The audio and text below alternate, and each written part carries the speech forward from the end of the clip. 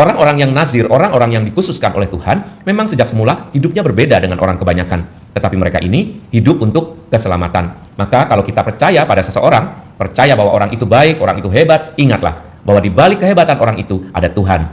Kalau dia dengan sombong menyatakan bahwa dirinya hebat, kehebatannya pastilah kehebatan manusia biasa yang ada batasnya. Mari dalam masa Advent ini, ketika Natal sudah semakin mendekat, kita kabarkan berita-berita sukacita kepada orang banyak. Kita ceritakan kabar-kabar yang menarik. Kalau ketemu orang, kisahkanlah kabar-kabar atau informasi yang meneguhkan. Jangan ketika mau bertemu orang, di kepala kita itu sudah banyak hal, mau gosip, mau mengatakan hal yang jelek, mau bercerita tentang kesedihan, mau bercerita tentang kesulitan, lalu kita merasa kurang beruntung. Bukan. Yang kita ceritakan di masa Advent ini terutama adalah kisah hidup kita yang dirahmati dan diberkati. Seperti kisah dua pasutri ini. Bahwa Tuhan selalu bekerja di dalam hidup kita, Tuhan selalu memberikan yang terbaik, Tuhan selalu merencanakan yang baik. Meskipun tampaknya di balik itu selalu ada perjuangan.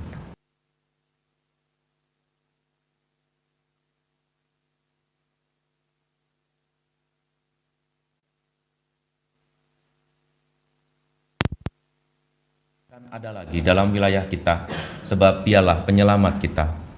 Dalam nama Bapa dan Putera dan Roh Kudus. Amin. Tuhan bersamamu dan bersama rohmu. Saudara-saudari, Bapak Ibu yang terkasih dalam Yesus Kristus, selamat pagi dan selamat datang dalam perayaan Ekaristi hari ini. Natal sudah semakin mendekat dan kita sudah memasuki minggu yang keempat, berarti hanya tinggal 6 hari lagi kita akan segera merayakan malam Natal dan hari Natal. Marilah kita persiapkan hati dengan kegembiraan dan harapan supaya kita dapat merayakan Natal dengan hati yang gembira. Saya mengaku kepada Allah yang Maha Kuasa dan kepada saudara sekalian bahwa saya telah berdosa dengan pikiran dan perkataan, dengan perbuatan dan kelalaian. Saya berdosa, saya sungguh berdosa. Oleh sebab itu saya mohon kepada Santa Perawan Maria, kepada para malaikat dan orang kudus, dan kepada Allah yang Maha Kuasa mengasihani kita, mengampuni dosa kita, dan mengantar kita ke hidup yang kekal. Amin. Tuhan kasihanilah kami. Kristus kasihanilah kami. Tuhan kasihanilah kami. Marilah berdoa. Allah Bapa yang Maha Rahim, kami memanjatkan syukur kepadamu. Berkatilah kami sepanjang hari ini, agar peristiwa-peristiwa dalam hidup kami syukuri. Meskipun kadang tidak sesuai dengan harapan kami, karena kami berpengharapan hanya kepadamu, Allah yang berkehendak baik bagi hidup kami dan merencanakan segala yang baik, demi Putramu Yesus Kristus, Tuhan dan pengantara kami. Amin. Kita dengarkan sabda Tuhan. Bacaan dari kitab Hakim-Hakim. Pada waktu itu, hiduplah seorang dari kota Zora, dari keturunan Dan, namanya Manoah. Istrinya mandul tidak beranak. Sekali peristiwa, malaikat Tuhan menampakkan diri kepada perempuan itu dan berfirman kepadanya, "Memang engkau mandul tidak beranak, tetapi engkau akan mengandung dan melahirkan seorang anak laki-laki.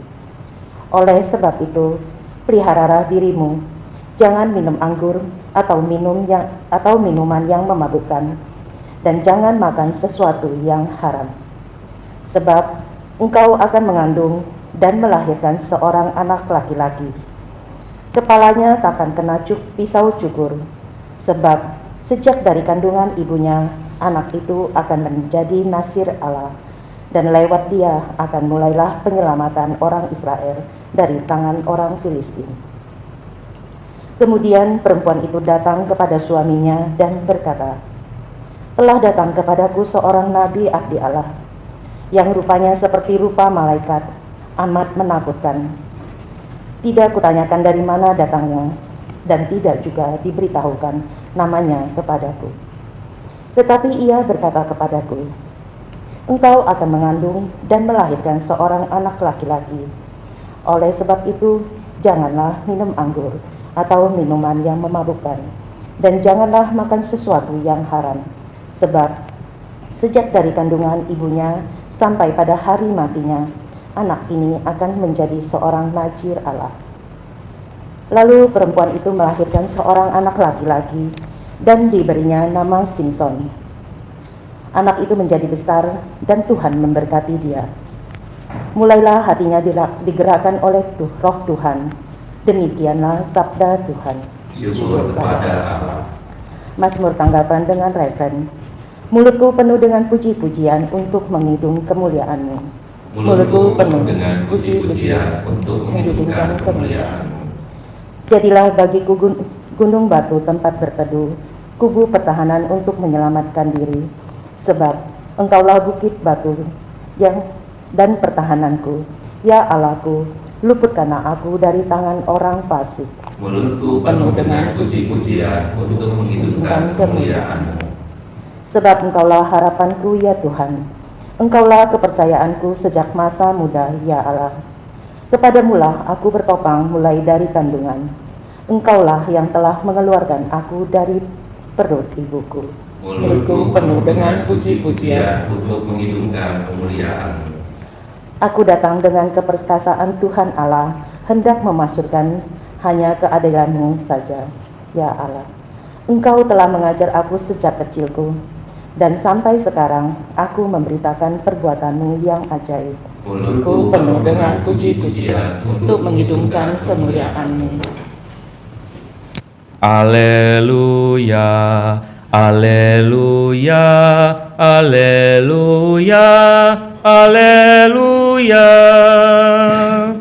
Alleluia, Alleluia, Alleluia, Alleluia. Oh Tuhan, tunas Isai yang menjulang di tengah-tengah bangsa-bangsa, bebaskanlah kami dan jangan berlambat. Alleluia, Alleluia, Alleluia, Alleluia. Tuhan bersamamu. Inilah Injil suci menurut Lukas. Dimuliakanlah Tuhan. Di zaman Herodes, Raja Yudea, hiduplah seorang imam bernama Zakaria dari kalangan Imam Abia. Istrinya juga berasal dari keturunan Harun, namanya Elisabet. Keduanya hidup benar di hadapan Allah dan hidup menurut segala perintah serta ketetapan dengan tidak bercacat. Tetapi mereka tidak mempunyai anak, sebab Elisabet itu mandul dan keduanya telah lanjut usia. Sekali peristiwa waktu tiba giliran kelompoknya, Zakaria melakukan tugas sebagai imam di hadapan Allah. Sebab ketika diundi sebagaimana lazimnya untuk menentukan imam yang bertugas, dialah yang ditunjuk untuk masuk ke dalam bait Allah dan membakar ukupan di situ. Pada saat pembakaran ukupan itu, seluruh umat berkumpul di luar dan sembahyang. Maka tampaklah kepada Zakaria seorang malaikat Tuhan berdiri di sebelah kanan mezbah pembakaran ukupan. Melihat kejadian itu, Zakaria terkejut dan menjadi takut. Tetapi malaikat itu berkata kepadanya, "Jangan takut, hai Zakaria, sebab doamu telah dikabulkan. Elisabet istrimu akan melahirkan seorang anak laki-laki bagimu, dan haruslah engkau menamai dia Yohanes. Engkau akan bersukacita dan bergembira, bahkan banyak orang akan bersukacita akan kelahirannya. Sebab ia akan besar di hadapan Tuhan, dan ia tidak akan minum anggur atau minuman keras. Ia akan penuh dengan Roh Kudus mulai dari rahim ibunya. Ia akan membuat banyak orang Israel berbalik kepada Tuhan Allah mereka. Dan ia akan berjalan mendahului Tuhan dalam roh dan kuasa Elia, untuk membuat hati para bapa berbalik kepada anak-anaknya, dan hati orang-orang durhaka kepada pikiran orang-orang benar. Dengan demikian, ia menyiapkan suatu umat yang layak bagi Tuhan." Lalu kata Zakaria kepada malaikat itu, "Bagaimanakah aku tahu bahwa hal itu akan terjadi? Sebab aku sudah tua, dan istriku pun sudah lanjut umurnya." Jawab malaikat itu kepadanya, "Akulah Gabriel yang melayani Allah. Aku telah diutus untuk berbicara dengan engkau dan untuk menyampaikan kabar baik ini kepadamu. Sesungguhnya engkau akan menjadi bisu dan tidak dapat berkata-kata sampai pada hari semuanya ini terjadi, karena engkau tidak percaya akan perkataanku yang pada waktunya akan terbukti kebenarannya." Sementara itu orang banyak menanti-nantikan Zakaria. Mereka begitu heran bahwa ia begitu lama berada di dalam bait suci. Ketika ia keluar dan tidak dapat berkata-kata kepada mereka, mengertilah mereka bahwa ia telah melihat suatu penglihatan di dalam bait suci. Lalu Zakaria memberi isyarat kepada mereka, sebab ia tetap bisu. Ketika selesai masa tugasnya, ia pulang ke rumah. Tak lama kemudian mengandunglah Elisabet istrinya, dan selama 5 bulan ia tidak menampakkan diri, katanya. "Inilah suatu perbuatan Tuhan bagiku. Sekarang ia berkenan menghapuskan aibku di depan orang." Demikianlah sabda Tuhan. Terpujilah Kristus. Saudara-saudari yang dikasihi Tuhan, peristiwa Yesus yang lahir dengan cara yang sangat miraculous atau sangat menakjubkan, sesuatu yang berupa mujizat, ternyata bukan satu-satunya yang dialami oleh Maria. Peristiwa kelahiran Yesus juga dialami dengan kelahiran Samson atau Simson. Kita pasti kenal Simson ini adalah tokoh di zaman Perjanjian Lama. Simson ini adalah seorang hakim, tapi bukan hakim seperti sekarang ini, disebut hakim-hakim. Jadi kelompok hakim ini adalah kelompok yang akan memberitahu, mirip seperti nabi, tetapi dia melakukan suatu hal yang langsung korektif bagi orang-orang yang berada di sekitarnya. Salah satu yang terkenal adalah kisah Simson dan Delilah. Tetapi Simson dan Delilah ini bukan peristiwa yang murni rohani ya, karena dia jatuh cinta dengan Delilah. Tetapi yang lebih rohani adalah peristiwa Samson yang rambutnya tidak boleh dipotong. Jadi dia disebut sebagai orang nazir. Nazir itu dengan kata lain seperti nazar ya. Nazir, nazar. Artinya mereka yang mempunyai kemampuan atau mereka yang dikaruniai hidup menurut kehendak Allah. Nazir ini adalah orang-orang yang akan hidupnya cocok dengan Allah. Salah satunya adalah ia tidak makan makanan yang haram dan dia tidak minum anggur dan rambutnya tidak boleh dipotong. Maka kalau rambutnya dipotong, hilanglah kekuatan Simson. Peristiwa itu tentu saja masih kita ingat waktu kita masih kanak-kanak ya, khususnya saya membaca kisah Simson ini dan kemudian saya belajar tahu, oh ternyata Allah itu bekerja melalui orang lain. Allah bekerja melalui tokoh-tokoh yang ada di dalam kitab suci, dan tentu saja sampai hari ini Allah bekerja melalui manusia seperti kita masing-masing. Dalam Injil Lukas juga dikatakan peristiwa kelahiran Yesus juga bukan satu-satunya dalam masa itu, karena ternyata sepupunya itu lahir juga dengan cara yang ajaib, yaitu Yohanes Pembaptis. Nama bapaknya Yohanes adalah Zakaria dan ibunya Elisabet. Peristiwa yang lebih terkenal adalah peristiwa Maria mengunjungi Elisabet saudarinya. Tetapi sebetulnya di balik itu kisah yang lebih menarik dan lebih rohani adalah kisah bagaimana Zakaria diberitahu oleh malaikat Gabriel bahwa istrinya akan mengandung di usia yang sudah sangat tua. Mirip juga dengan kisah Sarah ya, Sarahnya Abraham. Jadi dalam Perjanjian Lama maupun Perjanjian Baru, Allah membuat mujizat. Mujizat ini diperlukan supaya sejak semula orang tahu bahwa yang dibuat oleh Allah, yang dibuat oleh Tuhan di dalam hidup kita yang baik-baik ini memang sejak awal dipersiapkannya. Jadi kita sebagai seorang yang beriman harus paham bahwa ketika Tuhan melakukan sesuatu yang mujizat atau apa, itu harus ada gunanya. Kita seringkali mengejar mujizat tetapi tanpa sebab. Makanya tidak semua orang diberi mujizat. Ya, kalaupun diberi mujizat, ada yang hasilnya justru kurang baik karena justru membesarkan namanya, justru membuat namanya menjadi hebat, dan kemudian orang mulai percaya dan orang mulai yakin atau orang mulai mengabdi kepada orang yang diberi mujizat ini. Tentu saja bukan begitu. Samson atau Simson telah menjadi contoh bagaimana seorang yang dianggap menjadi orang yang hebat ternyata bukan seorang yang hebat karena punya keterbatasan, yaitu dia tidak bisa dipotong rambutnya. Sama seperti Yohanes juga. Yohanes hidupnya sangat baik dan dia dirahmati oleh Roh Kudus, tetapi dia diramalkan dia akan hidup di dalam hutan dan makanannya adalah belalang, dan juga dia berpakaian bulu-bulu domba ya. Jadi orang-orang yang nazir, orang-orang yang dikhususkan oleh Tuhan memang sejak semula hidupnya berbeda dengan orang kebanyakan, tetapi mereka ini hidup untuk keselamatan. Maka kalau kita percaya pada seseorang, percaya bahwa orang itu baik, orang itu hebat, ingatlah bahwa di balik kehebatan orang itu ada Tuhan. Kalau dia dengan sombong menyatakan bahwa dirinya hebat, kehebatannya pastilah kehebatan manusia biasa yang ada batasnya. Mari dalam masa Advent ini, ketika Natal sudah semakin mendekat, kita kabarkan berita-berita sukacita kepada orang banyak. Kita ceritakan kabar-kabar yang menarik. Kalau ketemu orang, kisahkanlah kabar-kabar atau informasi yang meneguhkan. Jangan ketika mau bertemu orang, di kepala kita itu sudah banyak hal, mau gosip, mau mengatakan hal yang jelek, mau bercerita tentang kesedihan, mau bercerita tentang kesulitan, lalu kita merasa kurang beruntung. Bukan. Yang kita ceritakan di masa Advent ini terutama adalah kisah hidup kita yang dirahmati dan diberkati. Seperti kisah dua pasutri ini, bahwa Tuhan selalu bekerja di dalam hidup kita. Tuhan selalu memberikan yang terbaik, Tuhan selalu merencanakan yang baik, meskipun tampaknya di balik itu selalu ada perjuangan. Tuhan memberkati. Amin. Marilah berdoa.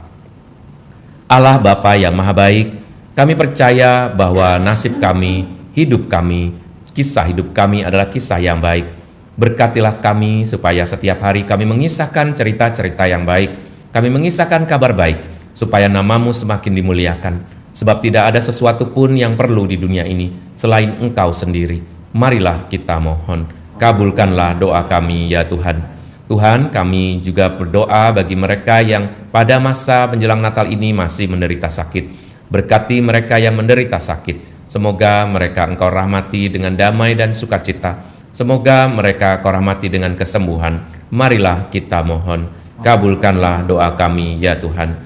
Kami juga berdoa bagi saudari-saudari kami, Vivi dan Evi. Semoga Engkau memberkatinya di hari ulang tahunnya, dan semoga mereka memperoleh damai sukacita bersama dengan seluruh keluarga besarnya. Marilah kita mohon, kabulkanlah doa kami ya Tuhan. Demikianlah ya Tuhan doa-doa dan permohonan kami. Kami percaya Engkau akan mengabulkannya, karena kami telah mendoakannya dalam nama Yesus Kristus, Tuhan dan pengantara kami. Amin.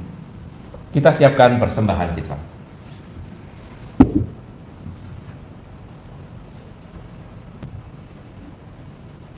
Terpujilah Engkau Tuhan Allah semesta alam, sebab dari kemurahan-Mu kami menerima roti yang kami persembahkan kepadamu, hasil bumi dan usaha manusia, yang bagi kami akan menjadi roti kehidupan.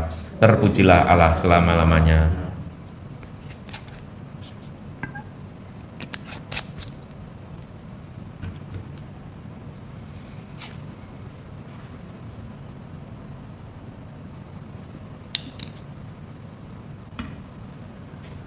Terpujilah Engkau Tuhan Allah semesta alam, sebab dari kemurahan-Mu kami menerima anggur yang kami persembahkan kepadamu, hasil pokok anggur dan usaha manusia, yang bagi kami akan menjadi minuman rohani.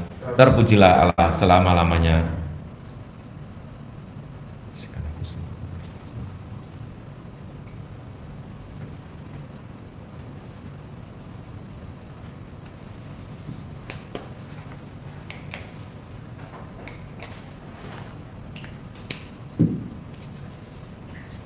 Berdoalah saudara-saudari, supaya persembahanku dan persembahanmu berkenan pada Allah Bapa yang Maha Kuasa. Semoga persembahan ini diterima demi kemuliaan Tuhan dan keselamatan kita, serta seluruh umat Allah yang kudus. Bapa, berkatilah roti dan anggur ini. Berkatilah hidup kami, supaya hidup kami bisa menjadi persembahan yang hidup, bersama dengan kabar sukacita dan kegembiraan yang kami rasakan dalam berkat-berkat-Mu. Demi Kristus, Tuhan dan pengantara kami. Amin. Tuhan bersamamu. Marilah mengarahkan hati kepada Tuhan. Marilah bersyukur kepada Tuhan Allah kita. Sudah layak dan sepantasnya. Sungguh pantas dan benar, layak dan menyelamatkan, bahwa kami selalu dan dimanapun bersyukur kepadamu Tuhan, Bapa yang kudus, Allah yang maha kuasa dan kekal, dengan pengantaraan Kristus Tuhan kami. Dialah yang dinubuatkan dalam pewartaan para nabi, dan dikandung bunda perawan dengan kasih sayang yang mengagumkan. Dialah yang kedatangannya diwartakan dan kehadirannya dimaklumkan oleh Yohanes. Dialah yang menyanggupkan kami menyongsong misteri kelahirannya dengan sukacita, agar kami nanti didapatinya sedang berjaga sambil berdoa dan bersorak-sorai memuji Dia.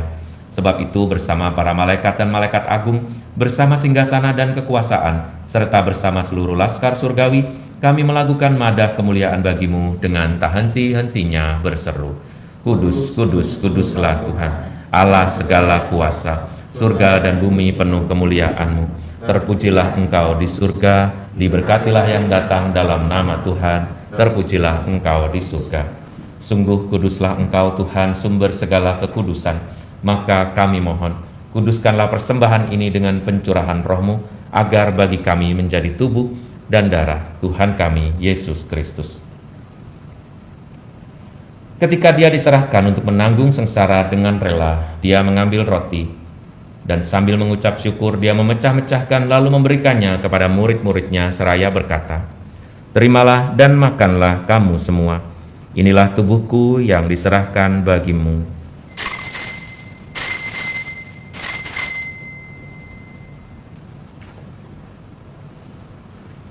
Demikian pula sesudah perjamuan dia mengambil piala.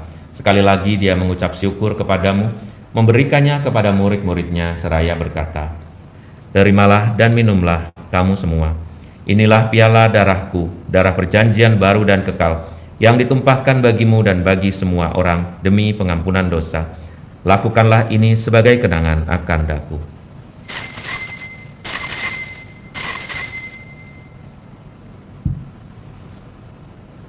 Marilah menyatakan misteri iman kita. Setiap kali kami makan roti ini dan minum dari piala ini, wafat-Mu Tuhan kami wartakan hingga Engkau datang. Anak domba Allah yang menghapus dosa dunia, kasihanilah kami. Anak domba Allah yang menghapus dosa dunia, kasihanilah kami. Anak domba Allah yang menghapus dosa dunia, berilah kami damai. Saudari-saudara, inilah Yesus Kristus, anak domba Allah yang menghapus dosa dunia. Berbahagialah kita yang diundang ke perjamuannya. Tuhan, saya tidak pantas Tuhan datang pada saya, tapi bersabdalah saja maka saya akan sembuh. Tubuh dan darah Kristus. Amin.